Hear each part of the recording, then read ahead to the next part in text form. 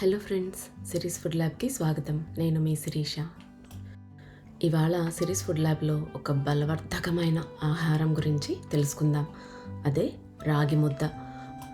దీనిని రాగి సంకటి అని కూడా అంటారు.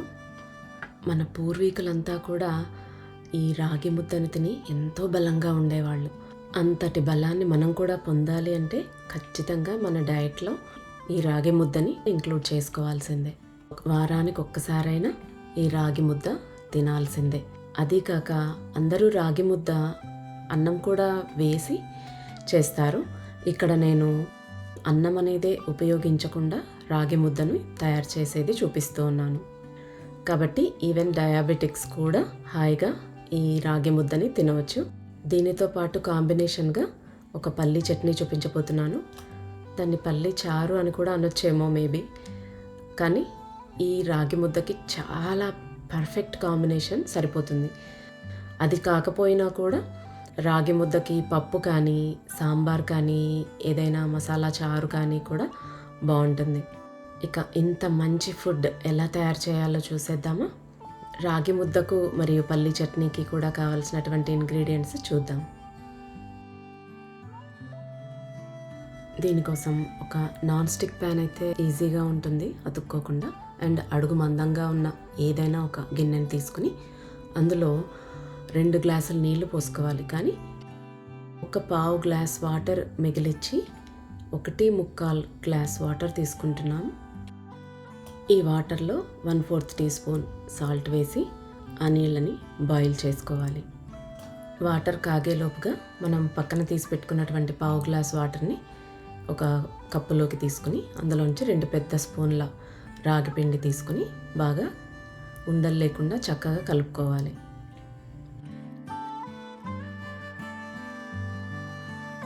చూడండి, వాటర్ ఉడుకు పట్టేసింది.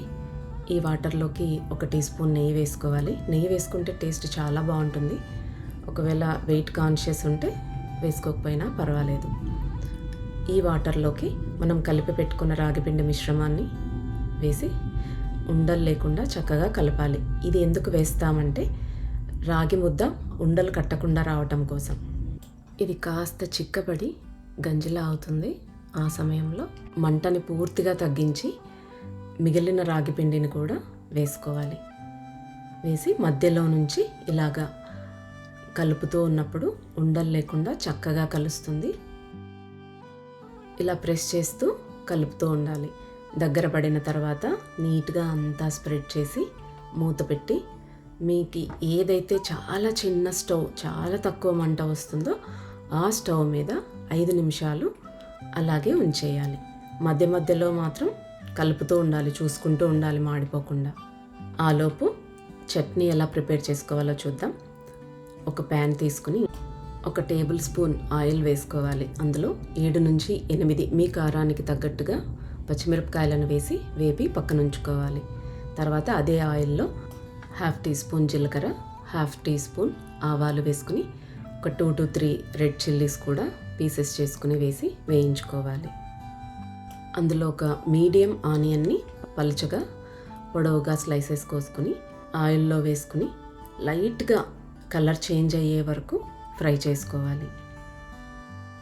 ఇప్పుడు ఒక పావు కప్పు దాకా కొత్తిమీర వేసుకుని చక్కగా మిక్స్ చేసుకోవాలి. ఆ వేడికే కొత్తిమీర అంతా మగ్గిపోతుంది. దీన్ని పక్కన ఉంచుకోవాలి. ఇక చట్నీ గ్రైండ్ చేయటం కోసం 1/2 కప్పు వేయించినటువంటి వేరుశనగ పప్పు తీసుకోవాలి. అందులోనే వేయించిన మిరపకాయలు, 1/4 కప్పు పుట్నాల పప్పు, అందులో సగం పచ్చి కొబ్బరి వేసుకుని 1 టేబుల్ స్పూన్ అంత చింతపండు వేసుకోవాలి. అలాగే 1/2 టీ స్పూన్ జీలకర్ర, 1/2 to 3/4 స్పూన్ ఉప్పు వేసుకోవాలి. కొన్ని కరివేపాకు కూడా వేసుకుని గ్రైండ్ చేసుకోవాలి. చింతపండు బదులుగా నిమ్మరసం కూడా వేసుకోవచ్చు. ఏమీ టేస్ట్ డిఫరెన్స్ అనేది ఉండదు. ఈ గ్రైండ్ చేసిన చట్నీని ఒక బౌల్లోకి తీసుకుని అలాగే జార్లో కొన్ని వాటర్ వేసి ఆ వాటర్ కూడా ఇందులోకి వేసుకుని ఇది చారులాగా నీళ్ళ కన్సిస్టెన్సీ వచ్చేంత వాటర్ వేసి మిక్స్ చేసుకోవాలి. తర్వాత వేయించి పెట్టుకున్నటువంటి ఆనియన్స్ కూడా వేసేసి అంతా మిక్స్ చేస్తే ఈ పల్లీ చారు రెడీ అయిపోయినట్టే. ఇప్పుడు ఒకసారి మూత తీసి రాగిపిండిని చూసుకోవాలి. ఇదంతా మంచిగా గ్లాసీగా తయారైపోయింది.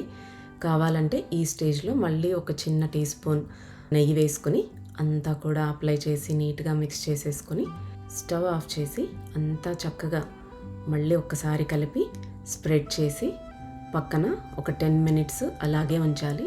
జస్ట్ ఆ లోపల ఉన్న వేడికే ఇంకాస్త మగ్గినట్టు అవుతుంది. చాలా ఈజీగా ఉంది కదా, చక్కగా తయారైపోయింది.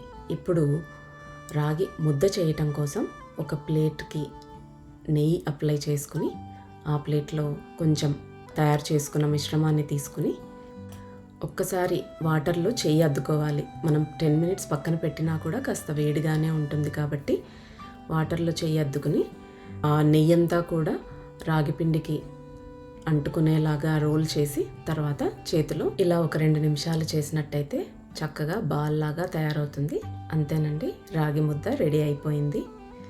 మనం తీసుకున్న ఒక పెద్ద గ్లాస్ కొలత రాగి పిండికి 4 రాగి ముద్దలు మీడియం సైజులో అవుతాయండి. ఇవి ఇద్దరికి సరిపోతుంది.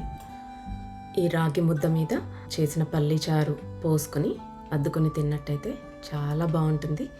రాగి ముద్దను బ్రేక్ఫాస్ట్గా కానీ లంచ్కి కానీ డిన్నర్కైనా కూడా తీసుకోవచ్చు. ఎంతో బలవర్ధకమైన ఆహారం కాబట్టి పిల్లలకు కూడా తప్పకుండా అలవాటు చేయండి.